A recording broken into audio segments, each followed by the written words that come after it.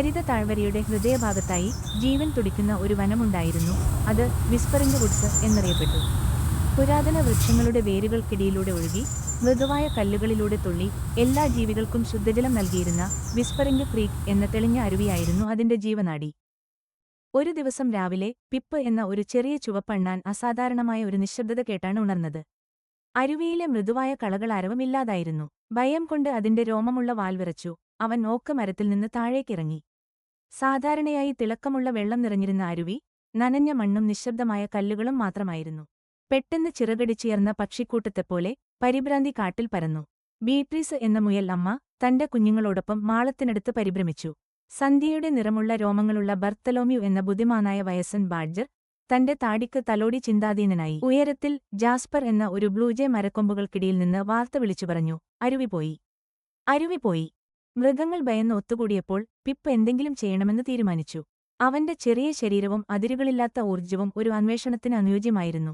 പ്രശ്നത്തിന്റെ ഉറവിടം കണ്ടെത്താൻ ഉണങ്ങിയ അരുവിയിലൂടെ മുകളിലേക്ക് പോകാൻ അവൻ തീരുമാനിച്ചു.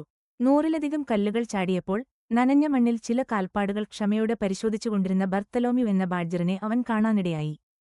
ഓ യുവ സുഹൃത്തേ, ബാഡ്ജർ ശാന്തവും ആഴമുള്ളതുമായ ശബ്ദത്തിൽ പറഞ്ഞു. വലിയ മനസ്സുകൾക്കും ചെറിയ മനസ്സുകൾക്കും ഒരേ ചിന്തയാണെന്ന് തോന്നുന്നു. ബുദ്ധിമാനായ ബാഡ്ജറിന്റെ കൂട്ടുണ്ടായപ്പോൾ അല്പം ധൈര്യമുള്ളവനായ പിപ്പ് ചിറകടിച്ച് ചോദിച്ചു, ഞാൻ നമ്മുടെ വെള്ളം കണ്ടെത്താൻ പോകുകയാണ്.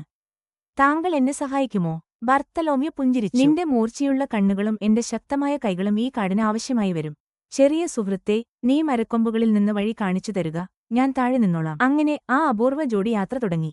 പിപ്പ് മരക്കൊമ്പിൽ നിന്ന് മരക്കൊമ്പിലേക്ക് ചാടി അവന്റെ മൂർച്ചയുള്ള കണ്ണുകൾ മുന്നോട്ടുള്ള വഴി സ്കാൻ ചെയ്തു ബാഡ്ജറിന് നിർദ്ദേശങ്ങൾ നൽകിക്കൊണ്ടിരുന്നു.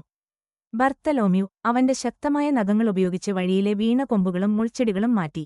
ഒരുപാട് ദൂരം യാത്ര ചെയ്ത ശേഷം അവർ ഒരു വളവ് തിരിഞ്ഞ് അത് കണ്ടു. ഒരു കുന്നിൻചെരിവിൽ നിന്ന് വീണ മരത്തടികളുടെയും ചെളിയുടെയും പാറകളുടെയും ഒരു വലിയ കൂമ്പാരം അരുവിക്ക് കുറുകെ ഒരു തടയണ സൃഷ്ടിച്ചിരുന്നു. അതിനു പിന്നിൽ ഒരു ചെറിയ തടാകം രൂപപ്പെട്ടിരുന്നു. ഇത് ഒരു അണ്ണാനും ബാഡ്ജറിനും തനിയെ മാറ്റാൻ കഴിയുന്നതിനേക്കാൾ വലുതായിരുന്നു. ഓ ഇല്ല, പിപ്പ് കരഞ്ഞു. അവന്റെ ഹൃദയം താഴ്ന്നു. നമ്മൾ എന്തു ചെയ്യും? ബർത്തലോമ്യു നിരാശനായില്ല. നമുക്കിതൊറ്റയ്ക്ക് ചെയ്യാൻ കഴിയില്ല, അവൻ ശാന്തമായി പറഞ്ഞു. എന്നാൽ നമ്മൾ ഈ കാട്ടിലൊറ്റക്കല്ല. പിപ്പിനത് മനസ്സിലായി. അവൻ തിരിഞ്ഞു വേഗതയിൽ തിരിച്ചോടി. അവൻ കണ്ടുമുട്ടിയ എല്ലാ മൃഗങ്ങളോടും പ്രശ്നം വിശദീകരിച്ചു. ബർത്തലോമ്യു അവന്റെ സ്ഥിരമായ വേഗതയിൽ പിന്നാലെ എത്തി. അപ്പോഴേക്കും ഒരു ജനക്കൂട്ടം അവിടെ തടിച്ചുകൂടുന്നത് കണ്ടു. ഈ ജോഡിയുടെ ധൈര്യത്തിൽ പ്രചോദിതരായി കാട്ടിലെ മൃഗങ്ങൾ പ്രവർത്തിക്കാൻ തീരുമാനിച്ചു. ഒരു ശക്തനായ മാനും അവന്റെ കൂട്ടവും അവരുടെ കൊമ്പുകൾ ഉപയോഗിച്ച് ഏറ്റവും വലിയ തടികളിൽ തള്ളി. പൊളിക്കുന്നതിലും വിദഗ്ധരായ ബീവറുകൾ ഘടന ദുർബലമാക്കാൻ പ്രധാന ശാഖകൾ കടിച്ചു. മുയലുകളും കുറുക്കന്മാരും ചെളി മാറ്റാനായി കുഴിച്ചു. അത് കഠിനാധ്വാനമായിരുന്നു, പക്ഷേ ഒരുമിച്ച് പതുക്കെ പതുക്കെ തടയണ വിറച്ചു. മാനുകളുടെ ഒരു അവസാന ഏകോപിപ്പിച്ച തള്ളലിൽ ഒരു തടി സ്വതന്ത്രമായി. ഒരു തുള്ളി വെള്ളം ആ വിടവിലൂടെ ഒഴുകി, പിന്നെ കുതിച്ചൊഴുകി, ഒടുവിൽ ബാക്കിയുള്ള തടയണയും തകർന്നപ്പോൾ അത് ഇരമ്പി. വിസ്പറിംഗ് വുഡ്സിലൂടെ ഒരു ആഹ്ലാദമുയർന്നു. വെള്ളം വീണ്ടും അതിന്റെ പാതയിലേക്ക് കുതിച്ചെത്തി. കാടിന്റെ ഹൃദയത്തിലൂടെ ഒരിക്കൽ കൂടി ഒഴുകി. ആ വൈകുന്നേരം ചന്ദ്രൻ താഴ്വരയിൽ വെള്ളി വെളിച്ചം ചൊരിഞ്ഞപ്പോൾ അരുവിയുടെ കളകളാരവം മൃഗങ്ങൾ കേട്ടതിൽ വെച്ച് ഏറ്റവും മധുരമായ സംഗീതമായിരുന്നു. പിപ്പ് എന്ന അണ്ണാനും ബർത്തലോമ്യു എന്ന ബാഡ്ജറും ഒരു പായൽ നിറഞ്ഞ തീരത്ത് ഒരുമിച്ചിരുന്നു. അവർ ഇനി ഒരു ചെറിയ ജീവിയും ഒരു വലിയ ജീവിയുമായിരുന്നില്ല, മറിച്ച് ഉറ്റ സുഹൃത്തുക്കളായിരുന്നു. വലിയ പ്രശ്നങ്ങൾ പോലും കാട് മുഴുവൻ ഒന്നിച്ചു പ്രവർത്തിക്കുമ്പോൾ പരിഹരിക്കാൻ കഴിയുമെന്ന് അവർ പഠിച്ചിരുന്നു.